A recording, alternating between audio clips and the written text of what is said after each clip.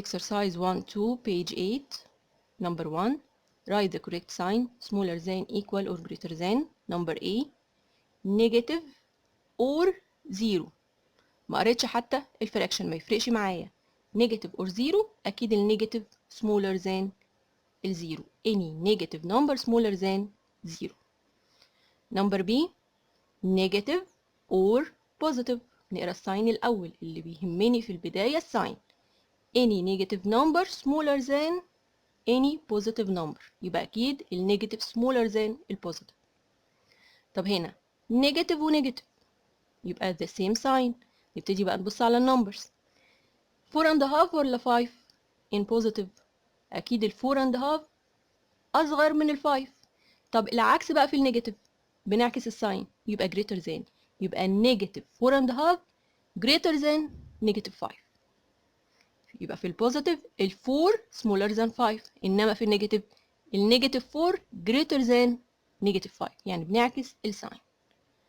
هنا جاب لي نفس التو نمبرز بالبوزيتيف لسه قايلينها. ال 4 and a half اكيد smaller than 5، 4 وشويه اقل من 5، لسه ما وصلتش لل 5، يبقى ال 4 and a half smaller than 5. number E every positive rational number or zero. لسه قايلين ال positive greater than zero greater than negative، يبقى any positive rational number greater than zero. وطبعا الزيرو greater than النيجاتيف، والpositive greater than النيجاتيف، والنيجاتيف smaller than البوزيتيف. number F every negative rational number or zero، طبعا النيجاتيف smaller than الزيرو. number G negative 3 over 2 between the absolute value. الاوتبوت from الابسوليوت value لازم يطلع بالبوزيتيف، يبقى هيطلع عندي positive 3 over 2. طب 3 over 2 or 1 over 2؟ اكيد ال 3 greater than ال 1. number H هي already بالبوزيتيف between الابسوليوت value، يبقى الاوتبوت هيطلع كده كده بوزيتيف، يبقى هتبقى 15 over 2. طب الناحية التانية 7 and a half هي mixed number as a fraction، هيبقى 15 over 2، يبقى طبعا ال two fractions equal. لو مش عارفين ال 7 and a half equal ايه بنطلعها ازاي as a fraction، بنحطها على الكالكوليتر وبندوس equal. number 2 represent on number line and rewrite the elements in an ascending order. number line هنا هيبقى number line عادي، هيبقى whole numbers، يعني هنحط 0 في النص، وبعد كده في الرايت هاند سايد 1 2 3، والناحية التانية نيجاتيف 1 نيجاتيف 2 نيجاتيف 3، ونعمل represent للنمبرز دي. select كده الزيرو وال1 والنيجاتيف 2 وال 3، circle على كل نمبر. then ascending يعني ايه؟ من الصغير للكبير. كل ما بمشي to the right hand side النمبر بيزيد، يعني هبتدي اول حاجه بالنيجاتيف 2، بعد كده 0 1 3، يبقى هو ده الاوردر. ascending يعني بمشي from left to right. again number line للنمبر دي كلهم over 2، 1 and a half 2 and a half negative 2 and a half، يبقى همشي ايه each half، يبقى 0 وبعد كده في right hand side half 1 1 and a half 2 2 and a half 3 3 and a half، والناحية التانية بالنيجاتيف. وبعد كده هعمل represent، هعمل select بس لل 1 and a half والنيجاتيف 2 and a half والزيرو وال 2 and a half من على النمبر لاين، النمبرز اللي انا حطيتها دي. ascending طبعا قلنا from left to right، همشيهم من ال left لل right، يبقى أول نمبر هيقابلني نيجاتيف 2 and a half then 0 1 and a half بعد كده 2 and a half، يبقى بمشي from left to right، كل ما بمشي to right النمبر بيزيد. again هنا 2 and a half و half، بس عندي نيجاتيف كوارتر، يبقى أنا هضطر أعمل إيه؟ همشيهم each quarter، يبقى لو هبتدي من الزيرو هيبقى quarter half 3 quarters 1 1 and a quarter 1 and a half 1 and 3 quarters 2 and so on. وطبعا الناحية التانية بالنيجاتيف. هعمل select بقى للنمبرز اللي قدامي دي، اللي هي النيجاتيف كوارتر وال 2 and half وال half وال 1. then arrange، برضو بنعمل arrange ازاي؟ ببدأ from left، أول نمبر بيقابلني في ال left hand side من اللي أنا اخترته، then هيبقى ال half بعد كده ال 1 بعد كده ال 2 and half، يبقى بمشي from left to right. هنا بقى decimal، نيجاتيف 6.5 نيجاتيف 4 نيجاتيف 5 نيجاتيف 3.5 كلهم نيجاتيف. يبقى انا ممكن اخلي النمبر لاين كله بالنيجاتيف، مش لازم ابدا بالزيرو. هبدا باصغر نمبر اللي هو نيجاتيف 3.5. هيبقى اللي بعده نيجاتيف 4 نيجاتيف 4.5 نيجاتيف 5 لحد ما هوصل لنيجاتيف 6.5، ولو زودت مش مشكله. بعد كده select الفور نمبرز اللي مديهم لي. arrange in ascending معناها ايه؟ برضو from left to right. اصغر حاجه نيجاتيف 6.5 واكبر حاجه هيبقى ال 3 او النيجاتيف 3.5. يبقى بمشي برضو from left to right. number 3 which of the following number is greater. التو نمبرز دول مين فيهم اللي greater الاكبر؟ بنعمل ايه؟ cross multiplication. طالما عندي two positive numbers نفس الساين، مش هقدر اقيم هنا البوزيتيف اكبر من النيجاتيف ولا الاثنين بوزيتيف، يبقى هضطر اعمل cross multiplication. 4 multiply 3 12 و2 multiply 7 ب 14، يبقى اكيد ال 14 هي الاكبر، يبقى 2 over 3 is the greater fraction. اوكي، ليه؟ لان ناحيته ال 14 اللي احنا الريزلت اوف او البرودكت اللي احنا جبناه. again cross multiplication. 5 multiply 5 25 4 multiply 6 24 يبقى 25 or 24. أكيد 24 is a greater number، يبقى ال 5 over 6 هو the greater fraction. الاتنين بالنيجاتيف، يبقى هنعمل برضو cross multiplication. 7 multiply 15 هتديني 105، وطبعا هتطلع بالنيجاتيف. ليه؟ لأن هي نيجاتيف 7 over 6، بطلعها بنفس الساين بتاعتها. 6 multiply 11 هتديني 66، وطبعا هتبقى بالنيجاتيف برضو لأن اللي قدامها نيجاتيف. يبقى دلوقتي نيجاتيف 66 ولا نيجاتيف 105؟ طبعا نيجاتيف 66 هي الأكبر، يبقى select 11 over 15. النمبر الأكبر في النيجاتيف هو الأصغر وقدامه الساين النيجاتيف. again برضو cross multiplication.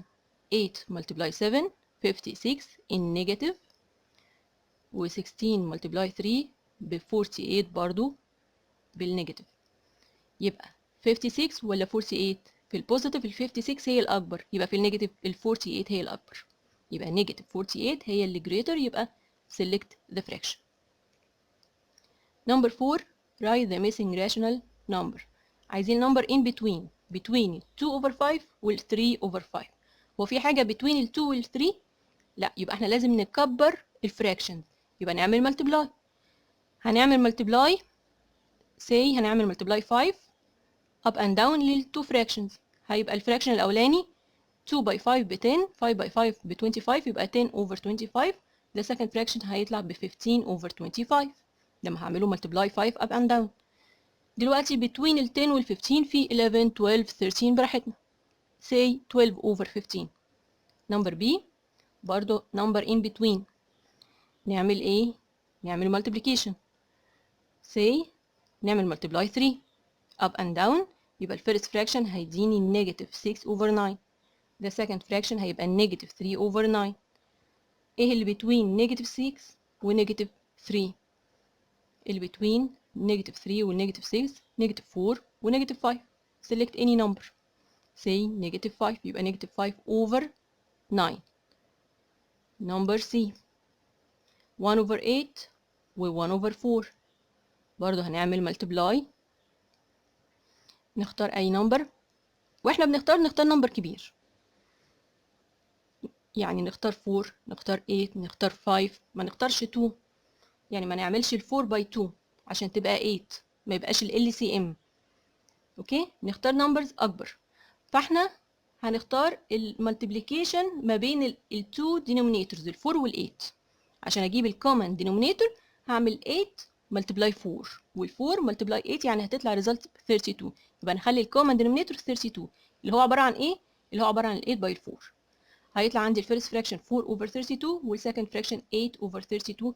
طبعا between ال 4 وال 8 في عندي 5 و 6 و 7. نختار 5 over 32 6 over 32 whatever. again هنا 7 و 14 different denominators. نعمل ايه؟ مش هخلي ال 7 14، مش هجيب ال LCM فخلي ال 2 denominators 14، لا، نختار denominator أكبر اللي هو عبارة عن إيه؟ هعمل الاتنين multiply بعض 7 by 14.